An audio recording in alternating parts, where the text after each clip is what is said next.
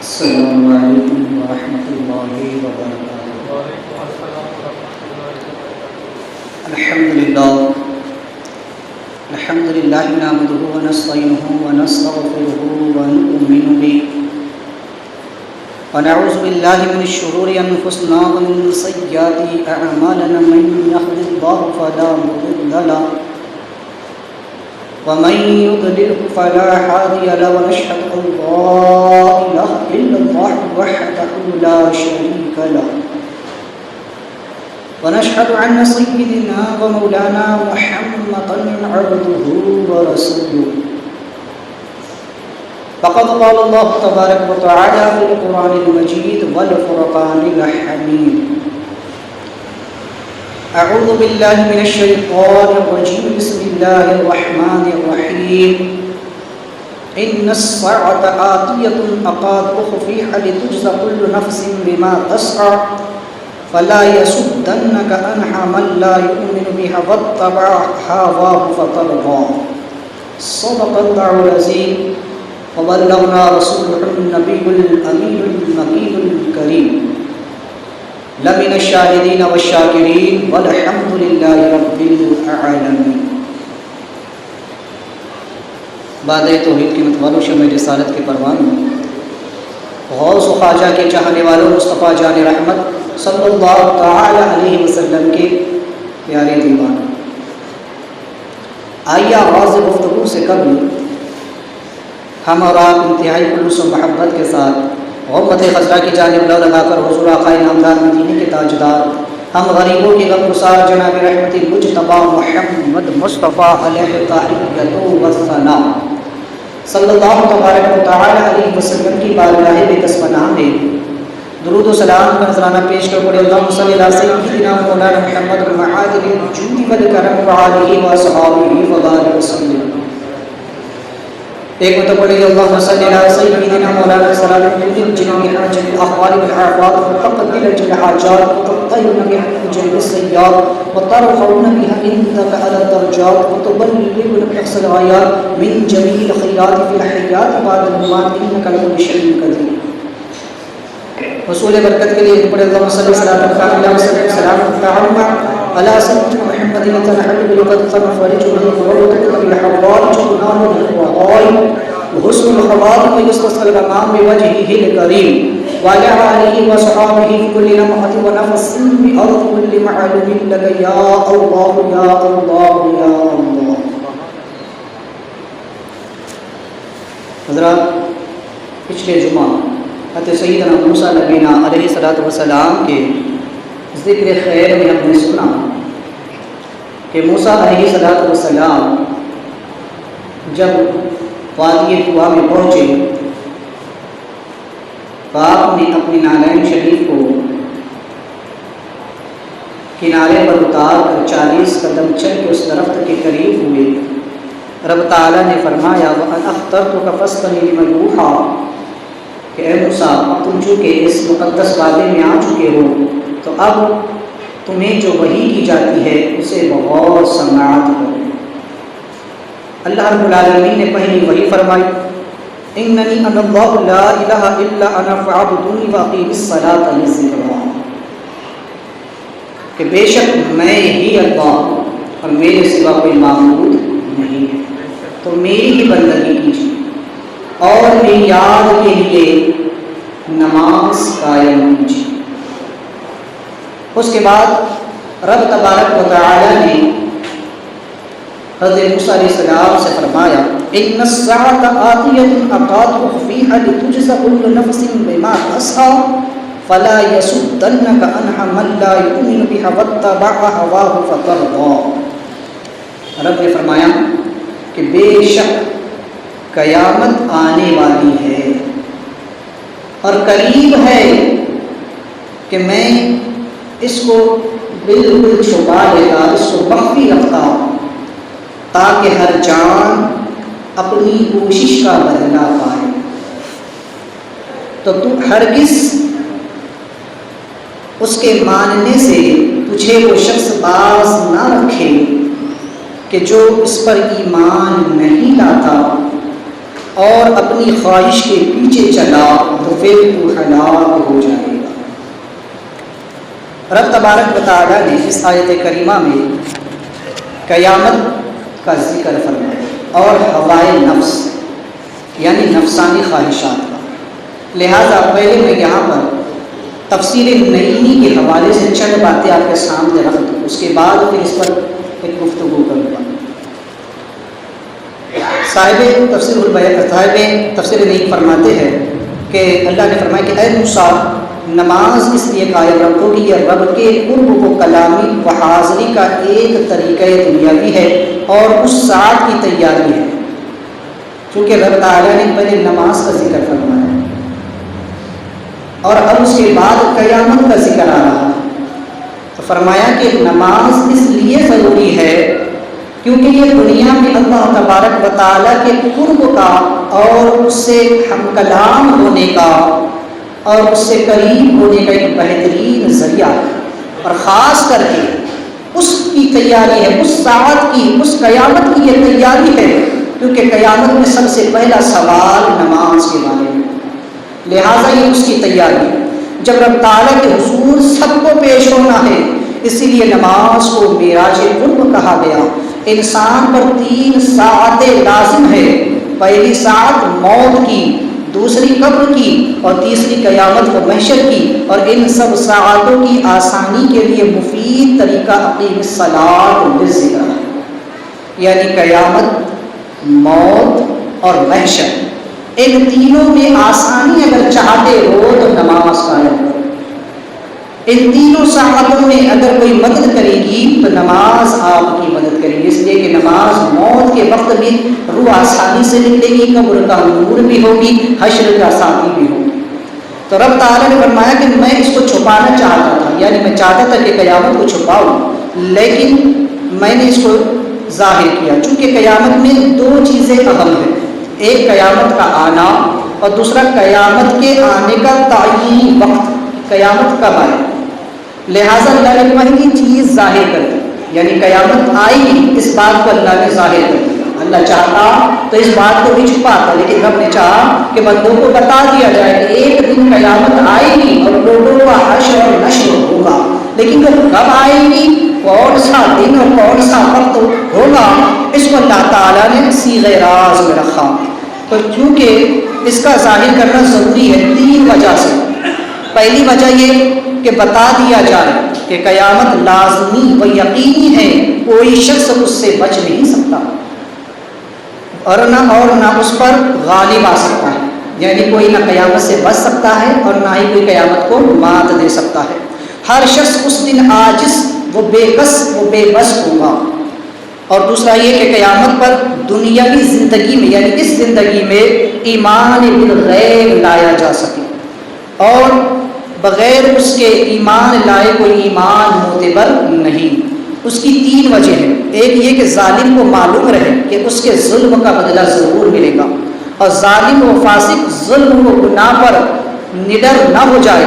دوسرا یہ کہ اللہ تعالیٰ کا دیدار اور اس کی شان اپنی آنکھوں سے دیکھنے کا دنیا ہی میں اس بات پر ایمان ہو، اور وجود باری تعالیٰ پر ایمان پختہ ہو جائے۔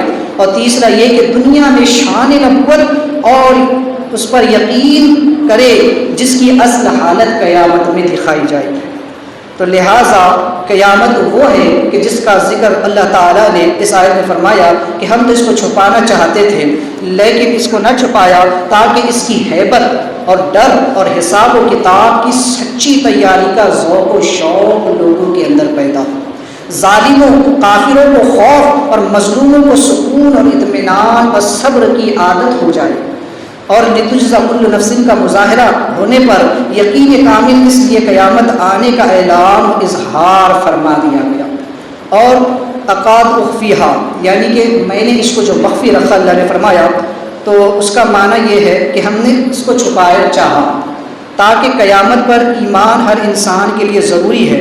حضرت موسیٰ علیہ السلام کے ذریعے پہلی کتاب میں ان کا ذکر ان الفاظ میں اللہ نے فرمایا فَلَا يَسُدَّنَّكَ یعنی تم کو اس سے روک نہ سکے، یعنی کہ ایمان قیامت سے ہٹا نہ سکے، کوئی شخص تمہیں اس سے بہکا نہ سکے، اس کا ارادہ، اس کی طاقت، اس کی قوت، اس کی حجت، اس کی ورگلاہٹ اور اس کا بڑا پن، اس کی چودراہٹ، اس کا رعب، اس کا دبدبا تمہیں اس چیز سے ہٹا نہ سکے، کوئی انسان تمہیں بہکا نہ سکے، ورنہ پھر ایسا ہوگا کہ تم بھی ہلاک ہو۔ یہ کلام جلالی اللہ تعالیٰ نے موسیٰ علیہ السلام سے فرمایا تاکہ اس دور کے بنی اسرائیل اس بات کو اچھی طرح سے سمجھ لے کہ قیامت کیا ہے، اور جب اللہ اپنے نبی سے یہ فرما رہا ہے تو ہم اور آپ کس شمار میں، اور اس کا ذکر اللہ نے قرآن میں فرمایا تاکہ قیامت تک آنے والے لوگ، آنے والی انسانی نسلیں اس بات کو جان لے کہ موت برحق ہے، قیامت کا آنا حق ہے، اس سے کوئی بچ نہیں سکتا۔ اس کا اگر جو انکار کرے گا لا یؤمنون، جو اس کا انکار کرے وہ کافر ہے۔ جو قیامت کا منکر ہے کہ قیامت نہیں آئے گی، قیامت نہیں آ سکتی، قیامت کوئی شے نہیں ہے، تو وہ شخص کھلا ہوا کافر، اس نے ضروریات دین میں سے انکار کیا جس کا ذکر اللہ نے ان آیات میں، ذکر آیات میں فرمایا، تو لہٰذا اس نے نص قطعی کا انکار کیا۔ لہٰذا بندے تین قسم کے ہیں، وہ جو صرف اللہ تعالیٰ کے لیے اچھے اعمال کرتے ہیں، دوسرے وہ جو جنت کے لیے اچھے اعمال کرتے ہیں، تیسرے وہ جو جہنم سے بچنے کے لیے اچھے اعمال کرتے ہیں۔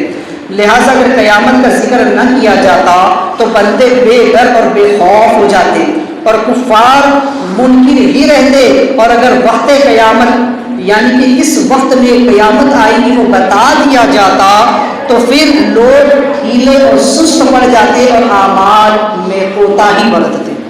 لہٰذا اس لیے اللہ تعالیٰ نے اس کو مخفی رکھا تاکہ لوگ معصیت سے بچے، اطاعت میں کوشش کرے، جزا بندوں کے اعمال اور کوشش الفت و استقامت کی ہوگی۔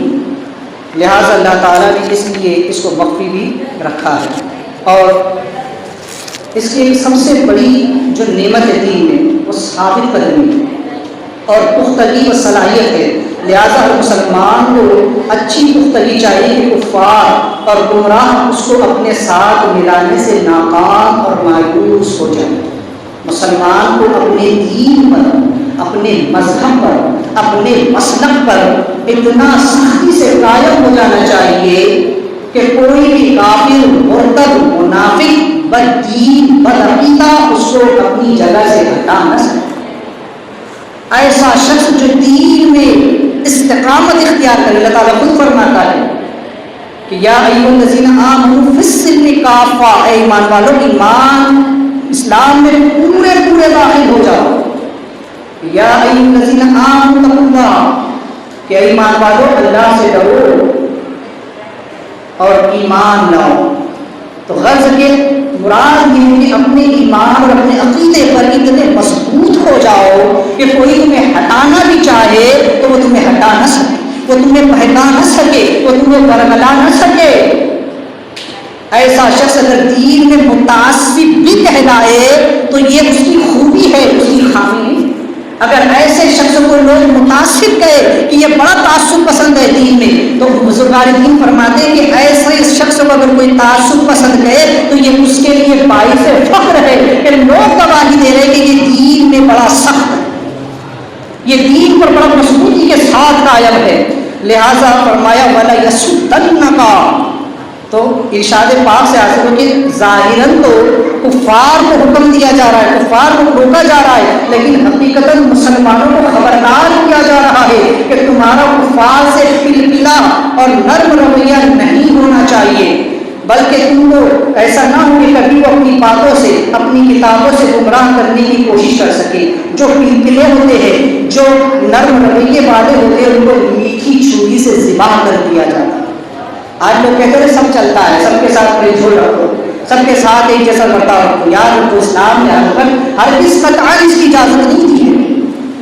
قرآن صاف لفظوں میں کہتا ہے کہ ایمان والے ایمان والوں کو دوست بنائے، کافروں کو ہرگز دوست نہ بنائے، کافروں سے ہرگز دوستی نہ کرے، بے دین، بدعقیدے، مرتد، ان سے ہرگز دوستی نہ کی جائے، جتنے باطل فرقے ہیں ان سے ہرگز دوستی نہ کی جائے، ان کے ساتھ پلپلا پن رکھنا کہ ادھر گئے تو ان کی بات، ادھر گئے تو ان کی بات، یہ پلپلاہٹ تمہیں برباد کر دے، یہ صلح کلیت تمہیں برباد کر دے گی. یہی تو اکبر نے بھی کرنا چاہا تھا کہ تمام دینوں کو ملا کر دین الہی بنایا، جس کے لیے اللہ تعالیٰ نے اس وقت میں مجدد الثانی کو بھیجا اور آپ نے اس کے دین کا قلعہ کما فرمایا. اسلام کہتا ہے یک رنگ رہو، ایک ہی رنگ رہو اور ایک ہی رنگ میں رنگے رہو، عشق رسول میں رنگے رہو، عشق الہی میں رنگے رہو. اس کے علاوہ کوئی رنگ تم پہ نہ چلے. کوئی کافر، کوئی مرتد، کوئی بدین بدعقیدہ تمہیں اپنے ساتھ ملا نہ سکے. صلح کلیت کی لاکھ ہوا چلے لیکن تم اپنے دین، اپنے مذہب، اپنے مسلک پر استقامت کے ساتھ قائم ہو.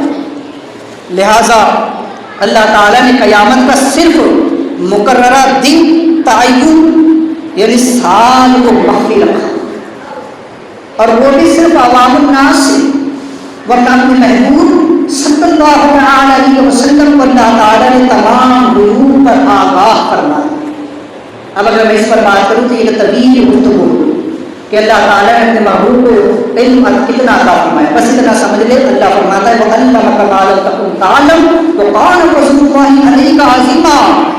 اے محبوب، وہ جو کچھ آپ نہیں جانتے تھے آپ کے رب نے وہ سب کچھ آپ کو عطا فرمایا. اب جو کہے کہ حضور یہ نہیں جانتے تھے، حضور وہ نہیں جانتے تھے، حضور کو یہ پتہ نہیں تھا، حضور کو وہ پتہ نہیں تھا، اس آیت کریمہ نے ان کے منہ پر زوردار تماچا مارا ہے کہ جو کچھ حضور نہیں جانتے تھے اللہ نے سب عطا فرمایا. اور شب معراج تو اللہ تعالیٰ نے اپنے حبیب کو کیا کچھ عطا فرمایا یہ دینے والا رب جانے اور لینے والا محبوب جانے. اور فرمایا وما ہوا علی الغیب بضنین، یہ نبی غیب بتانے میں بخیل نہیں. تو رب نے جتنا بتانے کا حکم دیا حضور نے وہ سب بتا دیا. اب بعض لوگ یہ کہتے ہیں کہ حضور صلی اللہ علیہ وسلم سے متعلق کہ حضور نے فلاں بات کا پھر کیوں نہیں بتایا، فلاں چیز کو کیوں ظاہر نہیں کیا.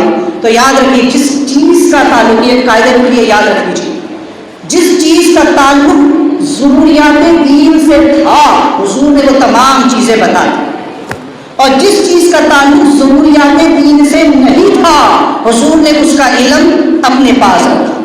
اور کچھ علم خواص کو عطا فرمایا، کچھ علوم تو وہ ہے جو خاص اللہ نے حضور کو عطا فرمایا، حضور نے کسی کو عطا نہ فرمایا. علم کی یہ بڑی طویل بحث ہے. تو جو چیز ضروریات دین میں تھی، جس کا تبلیغ کرنا ضروری تھا، جس کا امت کو بتانا ضروری تھا، حضور نے وہ سارا علم امت کو بتا دیا. لیکن وہ علم جو اللہ نے خاص حضور کو عطا فرمایا تھا حضور کی بزرگی کے لیے، حضور کی عظمت کو ظاہر کرنے کے لیے حضور نے اس علم کو اپنے سینے میں رکھا. کیونکہ اللہ تعالیٰ علم کے ذریعے بندوں کے درجوں کو بلند فرماتا ہے، اور سب سے بڑا درجہ ہمارے نبی کا، اس نے سب سے زیادہ علم ہمارے نبی کو عطا فرمایا.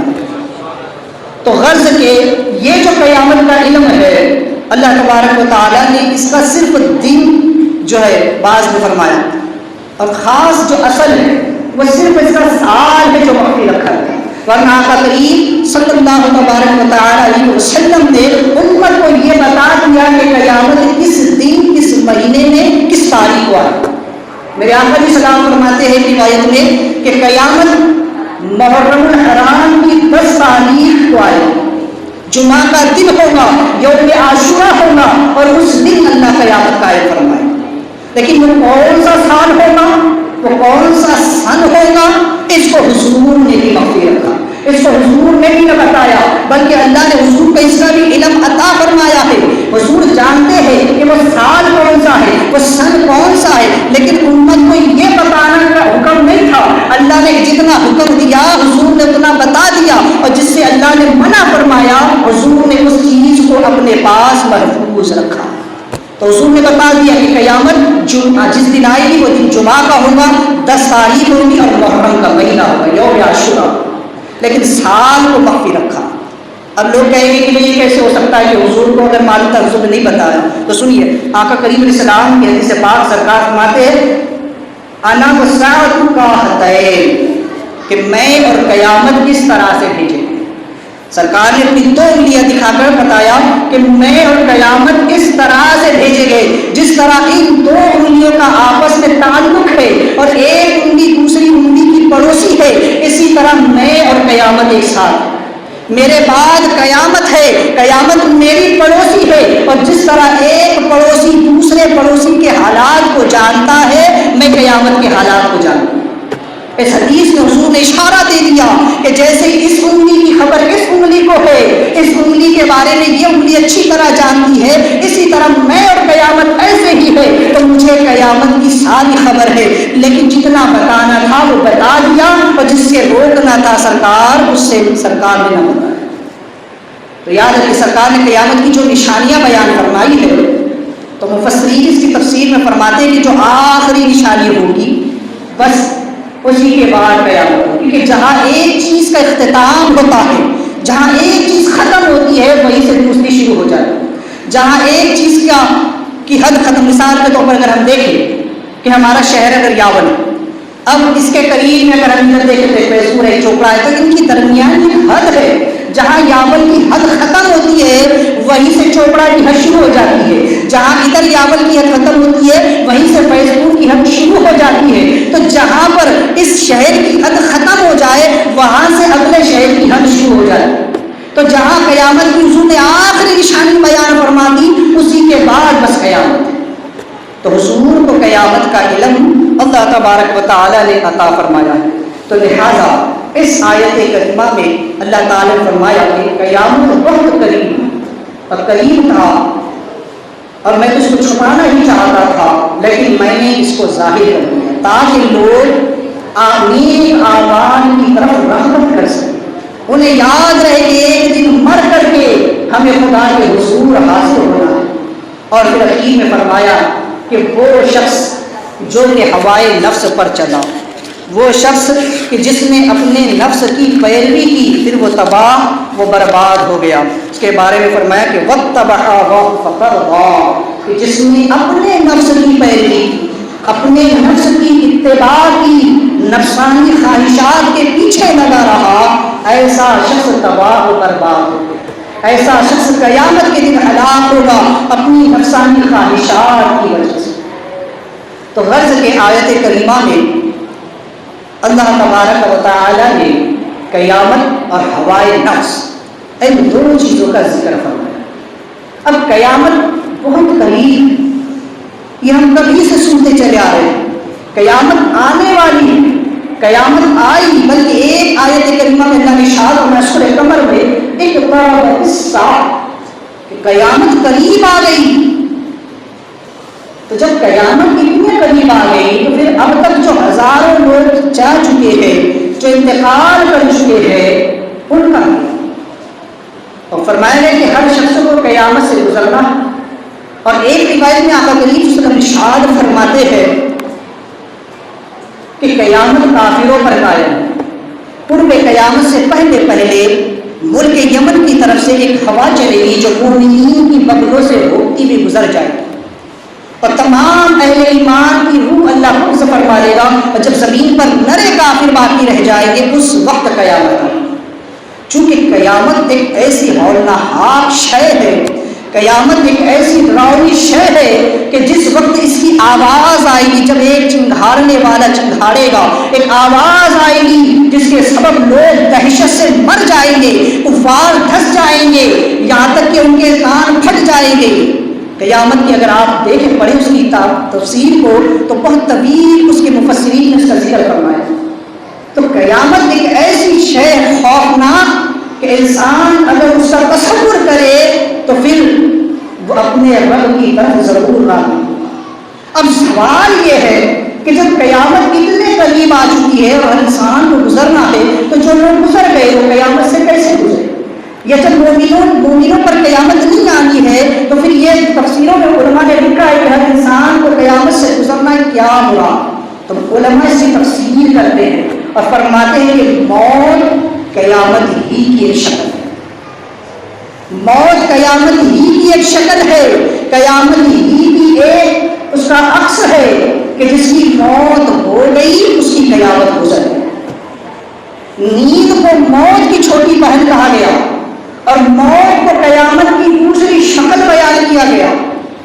انسان جب سوتا ہے تو سوتے وقت نیند میں اس کے حواس ماند پڑ جاتے ہیں اور اس کی روح بیدار بیدار ہوتی ہے، اب وہ جو خواب دیکھتا ہے اور وہ جو عالم میں تصرف کرتا ہے وہ اس کی روح ہوتی ہے، جسم اس کا بستر پہ پڑا ہے لیکن وہ روح وہاں سے نکل چکی ہے اور وہ عالم میں گھوم رہی ہے، لیکن چونکہ وہ نیند ہے، موت کی چھوٹی بہن ہے، ادھر کسی نے جگایا روح فوراً لوٹ کر آئی۔ لیکن موت وہ ہے کہ جو روح اور جسم کو اتنا جدا کر دے گی کہ اب کوئی مردے کو لاد اٹھائے وہ اٹھ کر نہیں آنے والا۔ تو یہ نیند موت کی چھوٹی بہن ہے اور موت قیامت کی ایک شکل ہے۔ تو کوئی یہ نہ سمجھے کہ قیامت اس پر نہیں آنے والی، یہ جو فرمایا اقترب الساعہ، قیامت قریب آ گئی، تو مفسرین فرماتے ہیں کہ جس کی موت ہو گئی اس کی قیامت گزر گئی، اس پر قیامت کے آثار گزر گئے، جس کی موت ہوئی اس پر قیامت کے حالات گزر گئے۔ وہ کیسے؟ تو اگر آپ اس پر غور کریں تو دیکھیں گے کہ قیامت کی جو نشانیاں بیان کی گئی، بیان اختصار کے ساتھ بیان کی، اس نشانیوں کو علماء نے 2 یا 3 حصوں میں تقسیم فرمایا۔ جو خاص 2 ہے وہ ہے علامات صغریٰ اور علامات کبریٰ۔ علامات صغریٰ وہ چھوٹی علامات ہیں کہ جو گزر گئے، بعض فرماتے ہیں کہ ہم بھی انہی علامات سے گزر رہے ہیں، اور مفسرین فرماتے ہیں کہ یہ جو اللہ تعالیٰ نے ذکر فرمایا کہ اقیم الصلاۃ للذکریٰ، کہ نماز کے ذریعے میری یاد قائم رکھو، اور اس کے بعد اللہ نے فوراً قیامت کا ذکر فرمایا، تو انہی قیامت کی نشانیوں میں سے یہ ہے کہ لوگ نمازوں کو چھوڑ بیٹھے، لوگ نمازوں کو ترک کر دیں گے۔ نماز کا چھوڑ دینا لوگوں کے لیے اتنا آسان ہو جائے گا کہ وہ یہ خیال بھی نہ کریں گے کہ میری نماز چھوڑ گئی، میری نماز فرق ہو گئی۔ تو یہ قیامت کی بہت بڑی نشانی، اور فرماتے ہیں کہ یہ بھی نشانیوں میں سے ایک بڑی نشانی ہے کہ لوگ نمازوں کو ہلکا سمجھ بیٹھے، نمازوں کی اہمیت ان کے پاس نہیں رہ جائے گی۔ تو فرماتے ہیں کہ ہم اور آپ اس دور سے گزر رہے ہیں کہ جب کہ قیامت کی اکثر و بیشتر نشانیاں صغریٰ میں سے گزر چکی۔ اب جو علامات کبریٰ ہے جس کے تعلق سے مفسرین نے فرمایا کہ جو علامات کبریٰ ہے اس میں حضرت سیدنا امام مہدی کا ظہور ہونا، عیسیٰ علیہ السلام کا نزول ہونا، دجال کا خروج ہونا، دابۃ الارض کا نکلنا، اور یاجوج و ماجوج کا آنا۔ تو یہ جو بڑی نشانیاں ہیں کہ سورج مغرب کی طرف سے طلوع ہوگا، توبہ کا دروازہ بند کر دیا جائے گا، یہ بات ہے۔ تو میں آپ کو بتاؤں کہ انسان کی پوری زندگی جو یہ فتنوں سے گزرتی ہے۔ انسان پیدائش سے لے کر موت تک ہر لمحہ اس دنیا کے فتنے میں مبتلا ہے، وہ اس دنیا کی رنگینیوں میں مبتلا ہے، اور یہ سب فتنے ہیں اور یہ سب قیامت کی نشانیوں میں سے۔ اس کی پوری زندگی نشانیوں میں سے ساتھ گزر رہی ہے۔ اب جب اس کی موت کا وقت قریب آتا ہے اب بڑی نشانیوں کا ظہور ہوتا ہے۔ جیسے کہ دنیا جب سے پلی ہے تبھی سے اس کی علامات شروع ہو چکی ہے۔ یاد رکھیے قاعدہ ہے کہ وہ چیز جس نے جنم لیا ہے، جس پر خلق کا اطلاق ہو گیا، وہ مخلوق ہے اور اسے فنا ہوگا۔ کل من علیہا فان ویبقی وجہ ربک ذو الجلال والاکرام، ہر چیز نے فنا ہونا ہے، صرف باقی رہنے والی ذات اللہ۔ تو جس نے بھی جنم لیا ہے، جو بھی پیدا ہوا ہے، وہ مرنے کے لیے پیدا، اسے موت آنی ہے۔ کل نفس ذائقۃ الموت، ہر نفس میں موت کا مزہ چکھنا ہے۔ پہلے آیت کریمہ نازل ہوئی کل من علیہا فان ویبقی وجہ ربک ذو الجلال والاکرام، زمین پر جتنے ہیں سب کو فنا ہونا ہے۔ تو اس وقت فرشتے خوش ہوئے اور کہنے لگے کہ یہ تو زمین والوں کے لیے ہے، ہم تو بچ گئے، ہمیں موت نہیں آئی۔ پھر جب اللہ نے آیت کریمہ نازل فرمائی کل نفس ذائقۃ الموت، ہر نفس میں موت کا مزہ چکھنا ہے، تو فرشتوں نے کہا اب ہمیں بھی موت آئے گی، اب ہمیں بھی اس منزل سے گزرنا ہوگا، ہمیں بھی اس ذائقے کو چکھنا پڑے۔ تو ہر وہ شے ما سوا اللہ کے اسے فنا ہو۔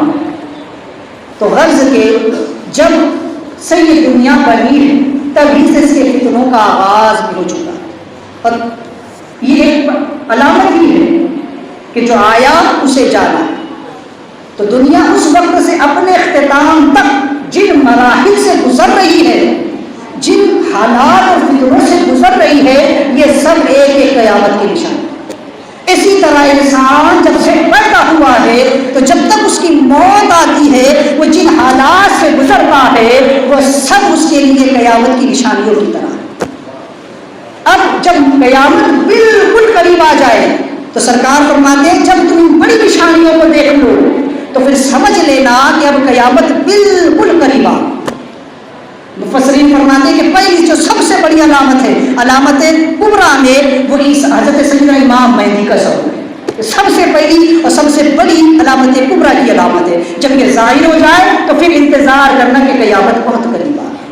اسی طرح انسان کی یہ زندگی جب بالکل موت کے قریب پہنچ جاتی ہے، اب جب اس کی موت کا وقت آتا ہے، اب جب اس پر نزاع کا عالم طاری ہوتا ہے تو اس پر بڑی نشانیوں کا ظہور شروع ہوتا ہے. یہ پیدا ہوا اس دن سے لے کر مرنے تک جن حالات سے گزرا وہ سب قیامت کی ایک نشانیوں کی طرح تھا.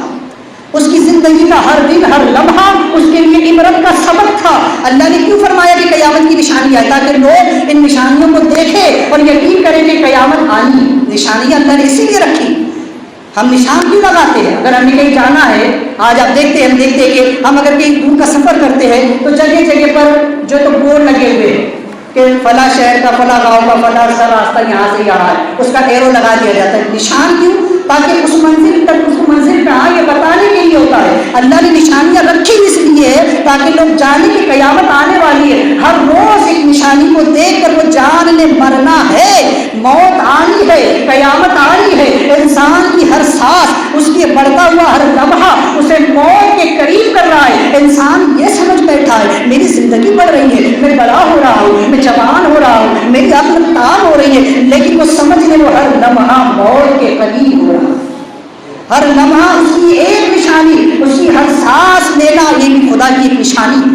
اس کا سانس چھوڑنا یہ خدا کی نشانی ہے. انسان غور کرے، میری سانسیں گنتی کی لکھی ہوئی ہے، اس میں سے ایک سانس کم ہو گئی، ایک سانس اور کم ہو گئی، تو سانسیں کم ہوتی جا رہی ہے. انسان خوش ہے کہ میں بڑا ہو رہا ہوں، میری زندگی کے شب و روز ترقی پر ہے، میں ترقیاں کر رہا ہوں، میں کما دھما رہا ہوں، میں عیش و عشرت کی زندگیاں بسر کر رہا ہوں. اس کی ہر سانس خدا کی طرف سے ایک نشانی ہے، ایک پیغام ہے جو اسے بتا رہی ہے موت آ کر کے رہے.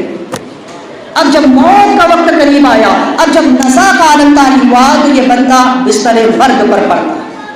اب بڑی علامات کا ظہور شروع ہوتا ہے. میں زیادہ تفصیل کی طرف نہیں جاتا ہوں.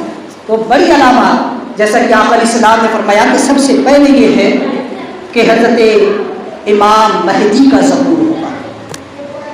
اور امام مہدی کا ظہور کیوں ہوگا؟ آپ علیہ السلام فرماتے ہیں کہ دنیا جب ظلم اور سے بھر جائے تو اس وقت تک اللہ قیامت قائم نہ کرے گا جب تک میری اولاد سے میرے ایک بیٹے کو پیدا نہیں کرتے جس کا نام مہدی ہوگا. ان کا نام محمد ہوگا، لیکن ان کا جو لقب ہے، ان کا جو تخلص، ان کی پہچان ہے وہ مہدی ہوگی. ہدایت ہوگا. بعض لوگ مہندی بولتے ہیں، مہندی نہیں ہے. مہندی تو وہ ہوتی ہے جو ہاتھوں میں لگائی جاتی ہے. مہدی یعنی کہ ہدایت والا، جو دنیا کو عدل و انصاف سے اس طرح بھر دے گا جیسے کہ اس کا حق. تو لہٰذا آپ آ کر کے دنیا کو عدل و انصاف سے بھر دیں گے. اسی طرح جب انسان پر موت آتی ہے تو مفسرین فرماتے ہیں 40 دن پہلے سے اس کے اثرات شروع ہوتے ہیں. میں نے پہلے کہا کہ امید جو ہے یہ موت کی چھوٹی بہن ہے. لہٰذا انسان کو خواب میں اس کی طرف اشارہ دیا جاتا ہے، لیکن انسان اس قدر غفلت میں پڑا ہوا ہے، انسان دنیا میں اس قدر منہمک ہے اور مادیت میں اس قدر گھرا ہوا ہے کہ وہ ان خوابوں کی طرف توجہ نہیں دے پاتا، اسے احساس ہی نہیں ہو پاتا، یا پھر اگر وہ دیکھ بھی لے تو اس کی تعبیر کو سمجھ نہیں پاتا. یہ اولیاء اللہ ہوتے ہیں کہ جو جن کے نفوس پاک ہوتے ہیں تو وہ اپنے اور دوسروں کے حالات کو جان لیتے ہیں. انہیں خبر ہوتی ہے کہ کس کی موت نے کب آنا، لیکن ان کی زبان پر شریعت کا پہرا وہ ظاہر نہیں کرتے، کیونکہ ان کی زبانوں پر شریعت کا پہرا لگا ہوا ہے. ایک راز ہے اللہ کا جو اللہ نے ان کے رب کے درمیان رکھا ہے.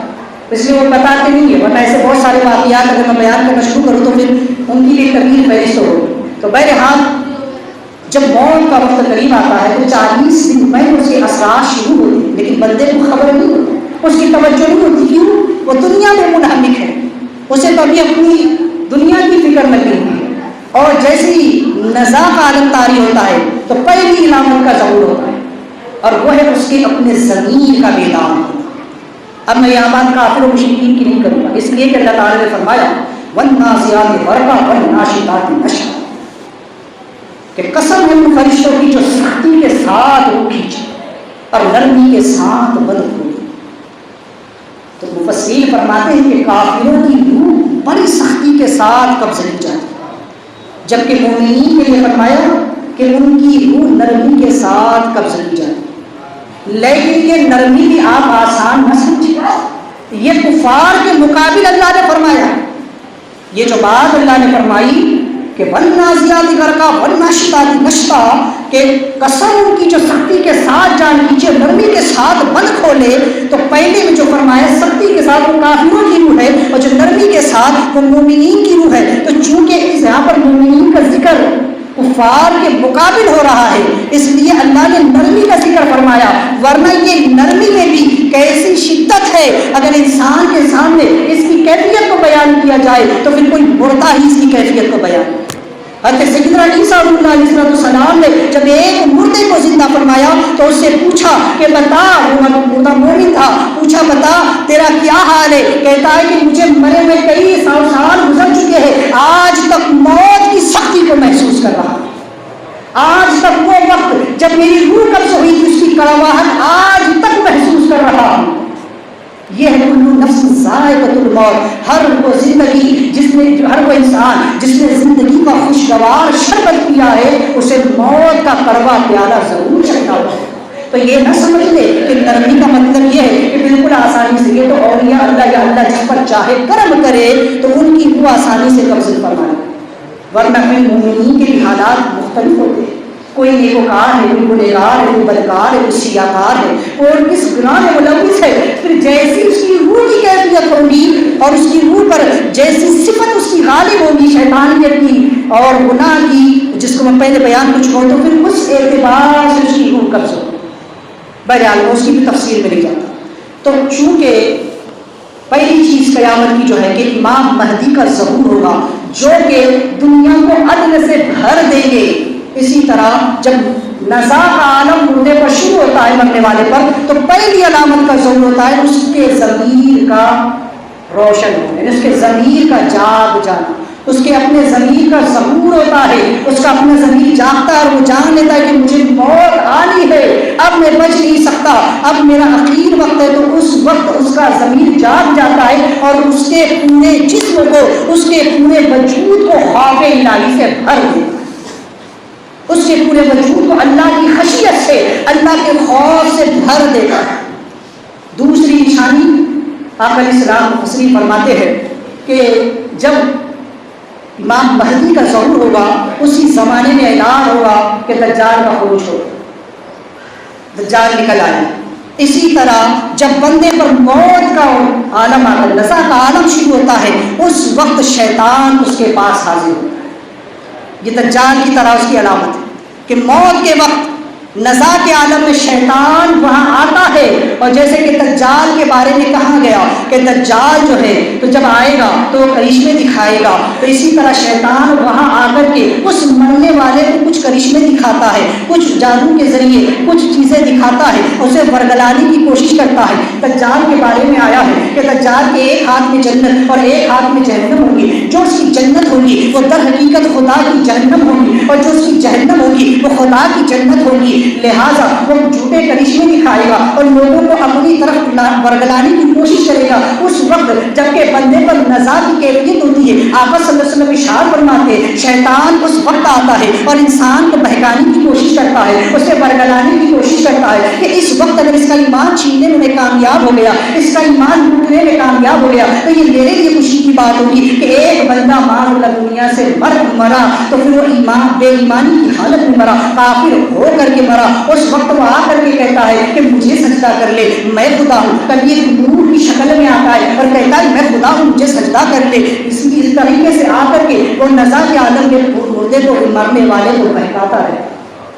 پھر فرمایا کہ جیسے اس دجال کو قتل کرنے کے لیے حضرت سیدنا عیسیٰ روح اللہ نبینا علیہ الصلوۃ والتسلیم کا نزول ہوگا، تو اگر بندہ مومن نیک ایمان والا ہے اور کسی صاحب کرامت بزرگ سے پیر سے وہ منسلک ہے، اس سے مرید ہو چکا ہے، تو اس کا پیر اس وقت اس کی دستگیری کرے گا، وہ پیر اس وقت اس کی مدد کرے گا۔ کیا آپ نے نہ سنا کہ حضرت امام فخر الدین رازی رحمۃ اللہ تعالی جو اپنے وقت کے بہت بڑے خود ولی اور بہت بڑے مفسر گزرے، جن کی کتاب تفسیر کبیر بڑی مشہور ہے، جب ان کی نزا کا وقت آیا تو اس وقت شیطان آیا اور کہنے لگا کہ راضی تو نے زندگی بھر مناظرے کیے، تو نے تو بڑا علم حاصل کیا، آج میں تجھ سے ایک سوال پوچھتا ہوں، میرے ایک سوال کا جواب دے۔ کہاں پوچھ کیا؟ کہاں خدا ایک ہے، اس کی دلیل کیا؟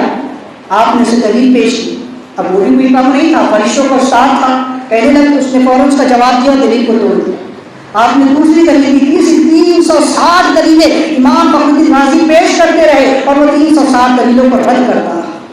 جب آپ نے دیکھا کہ یہ مربوط نہ مانے گا تو آپ نے اپنے پیر کی طرف توجہ کی۔ مفسرین فرماتے ہیں کہ آپ کے پیر امام نجم الدین قمرہ رحمۃ اللہ تعالی ایک دور دراز مقام پر وضو فرما رہے تھے، وہیں سے آپ نے اپنے مرید کی کیفیت کو دیکھا اور وہیں سے فرمایا کہ اے راضی کیوں نہیں کہتے تھے کہ میں خدا کو بغیر دلیل کے ایک مانتا ہوں۔ جب امام فخر الدین رازی نے بات کہی اور کلمہ پڑھا وہ شیطان مربوط وہاں سے تھا۔ تو پیر ایسے دستگیری کرتا ہے، پیر ایسے مدد کرتا ہے، اس لیے کہا گیا کہ کامل پیر کے ہاتھ پر بیعت ہو جاؤ تاکہ نزا کے وقت میں وہ پیر ہماری مدد کر سکے۔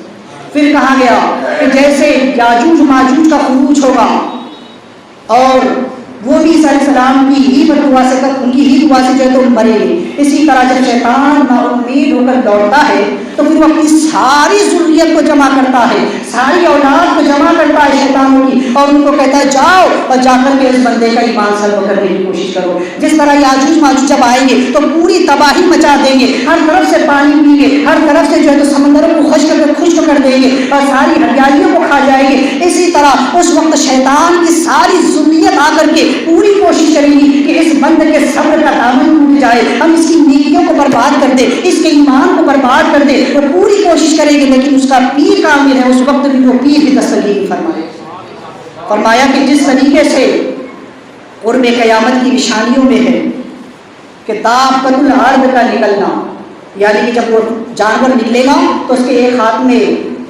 حضرت سلیمان السلام کی انگوٹھی ہوگی جس سے مسلمانوں کی پیشانی پر وہ مہر کر دے گا، اور موسیٰ علیہ السلام کے آسے سے کافروں کی پیشانی پر ایک نشان لگا دے گا اور صاف واضح ہو جائے گا کہ یہ بندہ جنتی ہے، یہ جنت۔ اس وقت یہ لوگوں کا فیصلہ ہو جائے گا، جان لے۔ لہٰذا اسی طرح جب بندے کی موت کا وقت آتا ہے، اب تک تو نزا تعلیم، اب وہ وقت، اب وہ کیفیت اس پر شروع ہوتی ہے کہ جب روح نکلنا شروع ہوتی ہے تو روح پیروں کی طرف سے کھینچی جاتی ہے۔ اس وقت فَكَشَفْنَا عَنْكَ غِطَاءَكَ فَبَصَرُكَ الْيَوْمَ حَدِيدٌ، جیسے ہی روح نکلنے کا ابتدا ہوتی ہے اسی وقت بندے کی نگاہ سے ایک پردہ اٹھا دیا جاتا ہے، وہ پردہ جو اب تک ہماری نگاہوں پر پڑا ہوا ہے غفلت کا، وہ اٹھا دیا جاتا ہے اور پھر وہ بندہ خود دیکھتا ہے کہ آسمان کے دروازے کھل رہے ہیں، فرشتے اتر رہے ہیں، ملک الموت آ رہے ہیں، وہ شیطان کو بھی دیکھتا ہے، یہاں تک کہ وہ اسے اگر مرنے والا جنتی ہے تو اسے جنت میں اس کا ٹھکانہ دکھایا جاتا ہے، اور اگر جہنمی ہے تو جہنم میں اس کا ٹھکانہ اس کو دکھا دیا جاتا ہے۔ اس طرح سے اس کو یہ بتا دیا جاتا ہے کہ اس کا جو تو معاملہ کیا ہے۔ اور پھر وہ وقت یہ ہوتا ہے کہ جب ایمان معتبر نہیں رہتا، یہی وہ وقت ہے کہ اگر اس وقت کوئی کلمہ بھی پڑھے کافر تو اب اس کا ایمان معتبر نہیں۔ کیوں؟ کیونکہ اب تک جو ایمان تھا وہ ایمان بالغیب ہے، یؤمنون بالغیب، ہم بغیر دیکھے ایمان لائے، لیکن اب وہ جو دیکھ رہا ہے وہ ایمان بالشہود ہے، دیکھ کر کے ایمان لانا کوئی بڑی بات نہیں، یہ ایمان معتبر نہیں ہے۔ اب تک تجھے دنیا میں بتایا گیا کہ خدا کی ذات ایک ہے، جنت ہے، جہنم ہے، فرشتے ہے، ہر چیز کے بارے میں بتایا گیا، موت برحق ہے، قیامت آنی ہے، تو انکار کرتا رہا۔ اب جب مرنے لگا اور تیری نگاہ سے پردے اٹھا دیے گئے تو اب فرشتوں کو دیکھ کر کہہ رہا ہے کہ ہاں خدا ہے۔ یہی معاملہ فرعون کے ساتھ ہوا، جب وہ غرق ہونے لگا، جب وہ نیل میں ڈوبنے لگا تو کہنے لگا ربی موسیٰ و ہارون، میں اب ایمان لاتا ہوں موسیٰ ہارون کے رب۔ وہ ایمان معتبر نہیں ہوا، اب دیکھ کر کے کیا فائدہ؟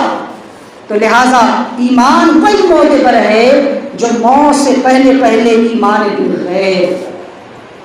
اور پھر یہ جو کہا گیا کہ وہ جو توبہ کا دروازہ بند ہو جاتا ہے تو مرنے والے کے لیے جب اس کی روح نکلنے کی ابتدا ہوتی ہے اب اس کے لیے بھی دروازہ بند ہے، اب وہ کلمہ لاکھ پڑے، اب وہ ایمان معتبر نہیں ہے، کیونکہ اب ایمان بالغیب نہ ہو کر کے بالشہود ہو چکا ہے۔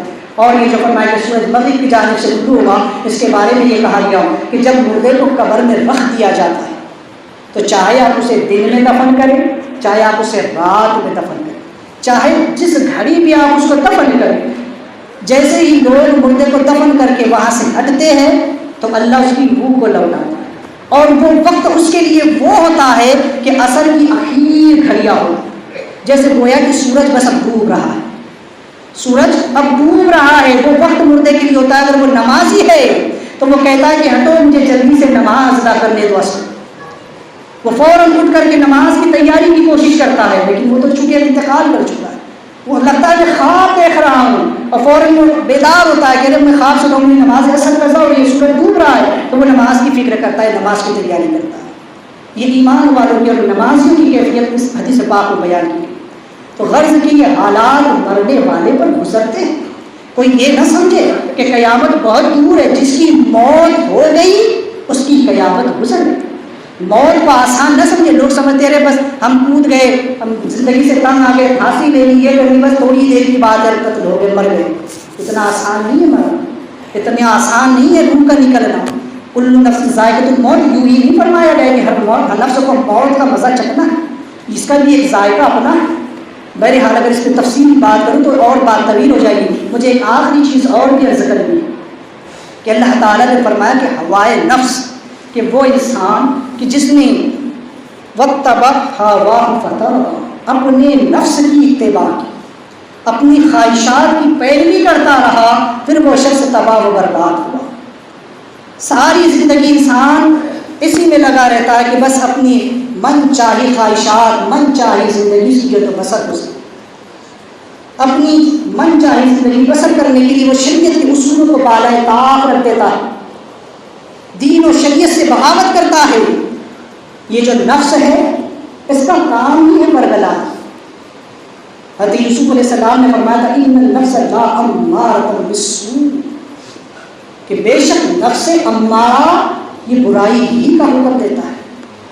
میں سے پہلے کئی بار بتا چکا ہوں کہ نفس کی کتنی اقسام ہیں، اور یہ جو نفس امارہ ہے یہ سب سے خطرناک، اس کا کام یہی ہے کہ بندے کو ورگلائے، اسے بہکائے، اسے گناہ کی طرف اور خواہشات، دنیاوی خواہشات کی طرف اس کو لے کر کے چلے۔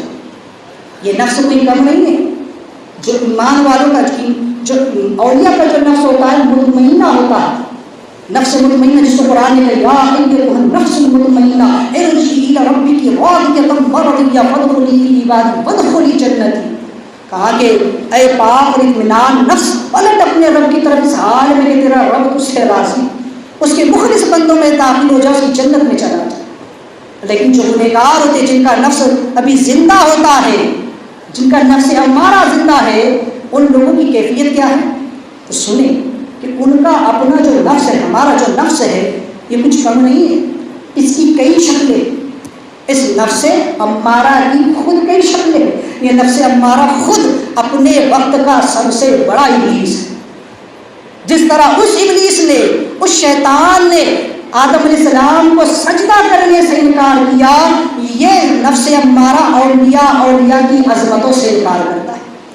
بعض تو ایسے ہیں جن کا نفس اس قدر جو ہے تو بدبخت ہو چکا ہے کہ وہ انبیاء اولیاء کی عظمتوں سے انکار کر بیٹھے ہیں، جیسے اس ابلیس نے ہم آدم علیہ السلام کی تعظیم سے انکار کیا۔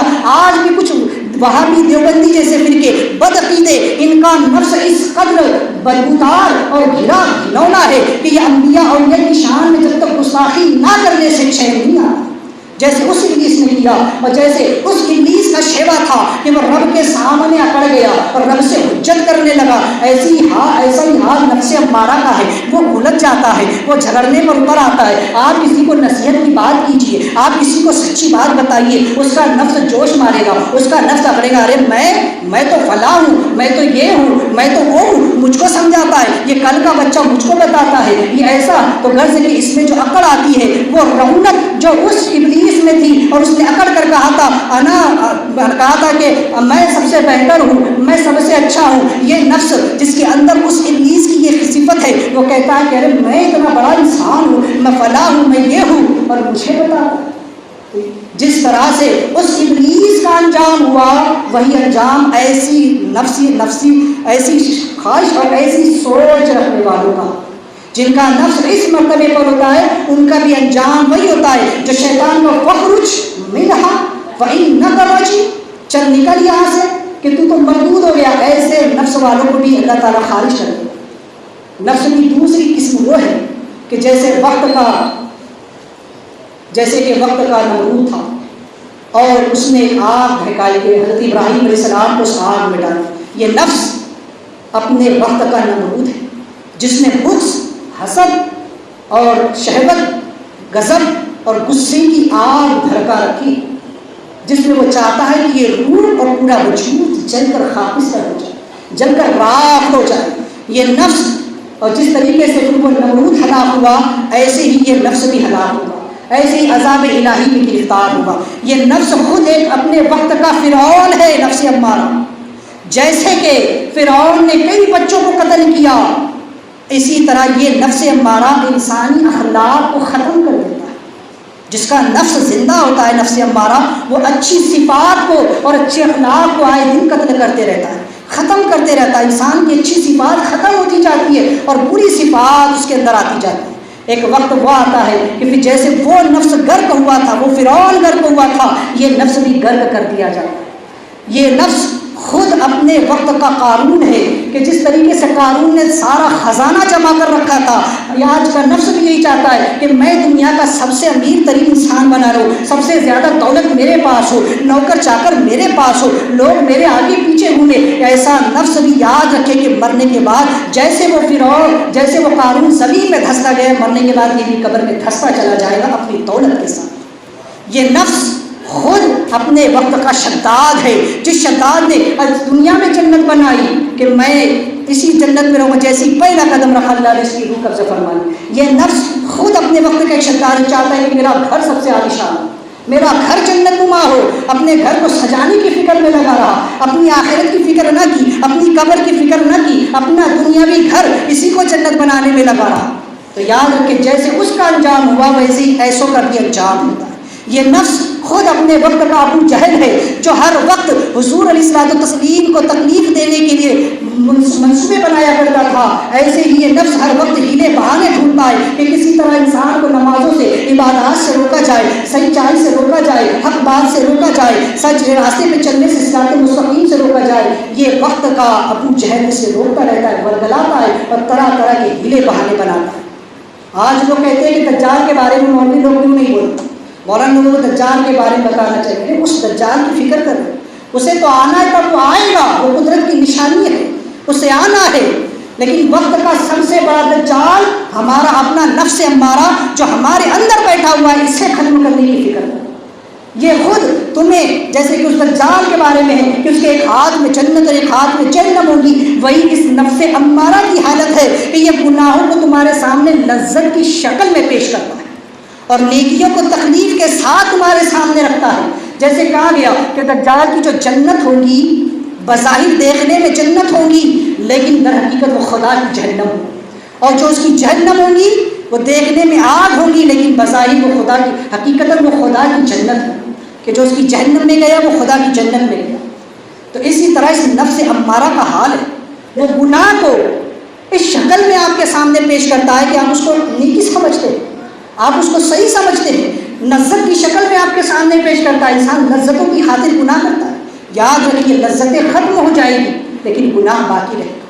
اور یہ حال تکلیفوں کا بھی ہے کہ وہ نیکی کو تکلیف کی شکل میں پیش کیا جاتا ہے تاکہ انسان نیکی سے کترائے۔ نماز بڑی بھاری پڑتی ہے، نیک کام بڑے بھاری پڑتے ہیں تو نیکیوں سے کتراتا ہے، لیکن یاد رکھیے تکلیف ختم ہو جائے گی لیکن نیکی باقی رہے گی۔ تو اس چیز کو سمجھیں، اس وقت کے دجال کو، اس کے دجل کو، اس کے فریب کو سمجھیں جو ہمارے اندر بیٹھا ہے، اس کو ختم کرنے کی کوشش کریں۔ آسے موسوی سے جس طریقے سے وہ ختم ہو حضرت عیسیٰ علیہ السلام، موسیٰ علیہ السلام کے آسے سے جیسے اسے قتل کریں گے، ایسے ہی شریعت محمدی کے آسے سے اس نفس امارہ کی رونق کو ختم کر دیں۔ یہ وہ آسا ہے شریعت محمدی کہ جس سے اچھے اچھے کی سیدھے ہو جاتی ہیں۔ اس کی قید میں جو رہتا ہے، جو اس کی پابندی میں رہتا ہے، اللہ تعالیٰ پھر اسے سرخرو فرماتا ہے۔ تو اللہ نے فرمایا کہ قیامت قریب ہے، موت آنی ہے، اور جو لوگ نفس کی پیروی میں لگے ہوئے ہیں پھر وہ تو برباد ہونے والے ہیں۔ اس لیے اپنے آپ کو سنوارنے کی کوشش کریں، اپنے آپ کو پہچانے۔ من عرف نفسہ فقد عرف ربہ، جس نے اپنے آپ کو پہچانا اس نے اپنے رب کو پہچانا۔ اپنے اندر کی صفات کو پہچانیے، اس نفس امارہ کو پہچانیے، اس کی چالوں کو سمجھیے۔ حضرت امام غزالی کو پڑھیے، انہوں نے کتنی باریکی کے ساتھ اس کے اوپر جو ہے تو تفسیر کی ہے اور بتایا کہ نفس کن کن راہوں سے انسان کو بہکاتا ہے۔ اپنی روح کو اجاگر کیجیے، اچھے اخلاق پیدا کیجیے، نیک صفات پیدا کیجیے تاکہ ہمارا خاتمہ بالخیر ہو۔ اور اللہ تعالیٰ سے دعا ہے کہ مولا کریم ہم تمام کا خاتمہ بالخیر فرمائے، ہمیں نفس امارہ سے نجات عطا فرمائے۔ حضرات، چونکہ مسائل کا سلسلہ شروع ہے لہٰذا پچھلے جمعہ 3 مسئلے بیان ہوئے تھے، آج پھر 3 مسائل کو سماعت کریں۔ نیت سے متعلق، واجب نماز میں واجب کی نیت کریں اور اسے متعین بھی کریں۔ یعنی کون سی واجب نماز آپ پڑھتے ہیں؟